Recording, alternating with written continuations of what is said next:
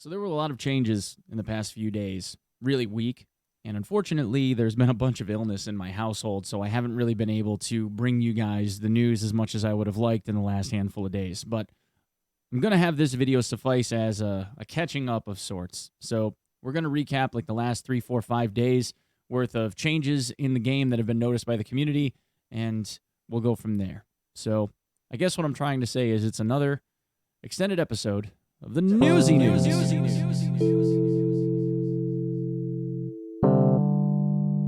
Hey everybody, my name is Onepeg, and if you end up enjoying this content and you're not yet a subscriber of the channel, I would ask that you please consider doing so because I like to do this kind of stuff all the time, and I would really appreciate your sub. So now that we're in our first full week, having been completed of 12.12, and we already have a bunch of level 40s running around, which in and of itself seems a little crazy, but tryhards are going to try hard.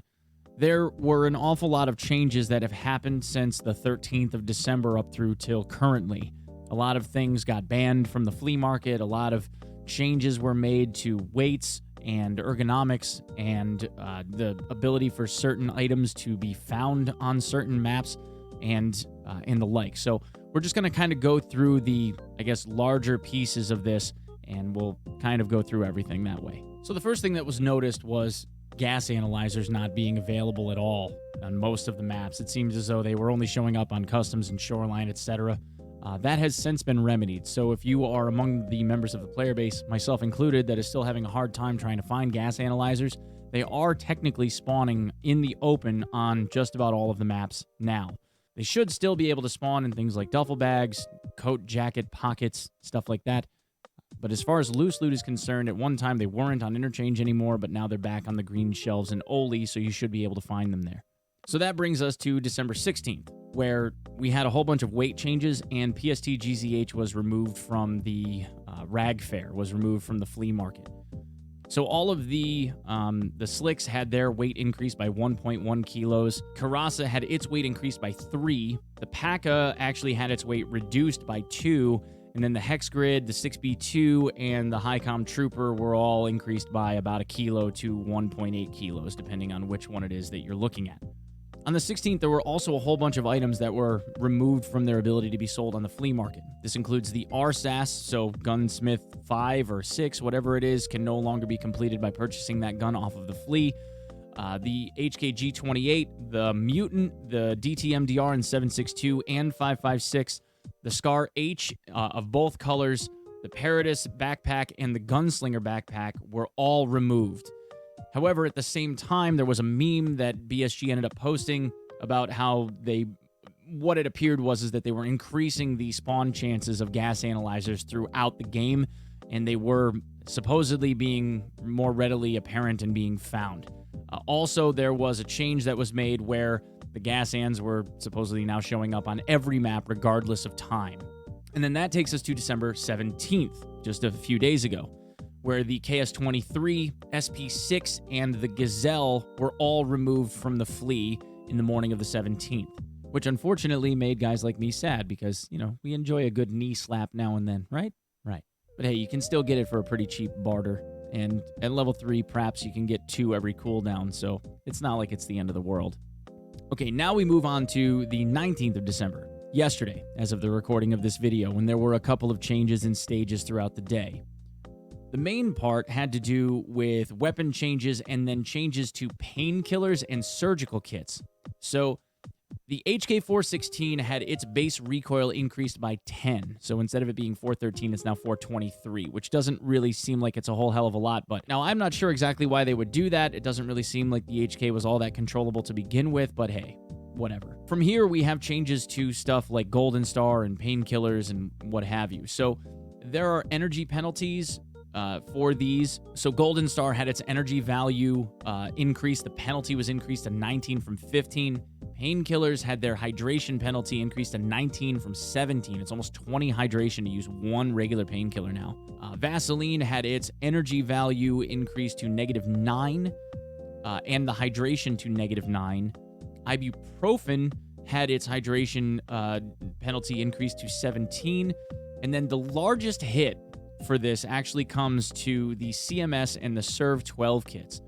So historically, the CMS would do somewhere around 35 to 50% of the remaining HP on a limb when you conducted surgery.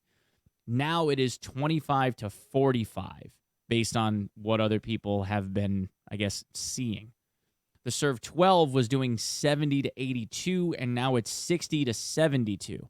So the larger, I guess, surgical repair, I guess, is now worse. But just as a reminder, if you are one of those people that grinds the surgery skill every time that you raid, whenever you have a blackened out limb or what have you, you do end up getting rid of that penalty as the surgery speed increases once you're able to get the perk. So it's going to be a grind, but I would rather even have a limb at 1 HP and still in the green than have a dead limb with super shaky arms. Now, this is a bit more on the rumor mill side of things. How can I say this in a way that sounds sarcastic? Rumor mill, wink, wink, nudge, nudge. I don't actually know for sure. I swear there's no sarcasm in my voice. The Sturman Stash now spawns RGN and RGO impact grenades. Plastic suitcases now spawn hunting matches. So, like the plastic suitcase on the highway, on interchange, in the back of one of the cars, the van, on the side of the van, for instance. There's also hunting matches that are spawning on all of the maps out in the open.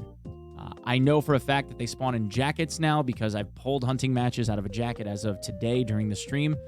Also, the Survivor Lighter is now spawning on Woods, Interchange, and Lighthouse. And that, of course, is based on people having found those things on those maps, and I in no way have any other extra knowledge other than what people have told me that they have found. Okay, and that brings us on to today, on the 20th, where we saw additional items being banned from the Flea. Now, this is the first time that I've kind of scratched my head a little bit, but I think I understand the reason why. The tan armor from Killa has been removed from the Flea. The Cry Precision AVS from Tagilla, the Tagilla's Tier 6 chest rig, has been removed from the Flea. The AVS plate carrier, the general one, the green one that has like the 2x2 slots in it, that one has been removed. And thick eye cases can no longer be sold on the Flea either. So, in terms of the thick eye case, I just look at it like it's another RMT measure trying to prevent people from being able to make a ton of cash off of selling their thick items case on the Flea. Whether they get one from a quest reward or whatever, it just keeps the cycle slowed down. The AVS plate carrier was the only one, like the general one, the normie one, was the only one that kind of I made a head scratch on. But I think the reason why is because this is commonly something that is found on raiders. And much like the rest of the gear that has been banned from sale on the Flea and all of the ammo and stuff that's been banned from sale on the Flea, all of that stuff comes off of raiders, boss guards, rogue, USEC, AI. All of those things have these types of armor on them. I think the idea here is just to prevent the over-farming of them and then being able to sell them on the market for a large profit because of the potentially inhuman capabilities of some of the player base, if you get what I mean. Cheaters. Sorry, I had a thing in my throat there. But the general idea here is that obviously the meta is shifting. The point of the game is now to try and slow everything down. Now, granted, if you're a scav, you have the ability to go in, kill a bunch of rogues. They don't really aggro from that far of a range. Although BSG did modify the, I guess, aggro radius, if you will, of rogue people or AI, whatever, on Lighthouse.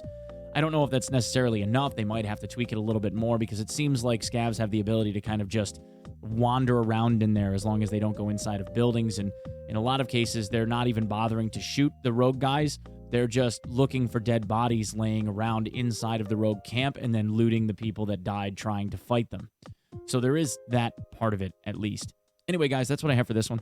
I hope you guys enjoyed it. Thank you so much for coming by the streams. As always, I will be live.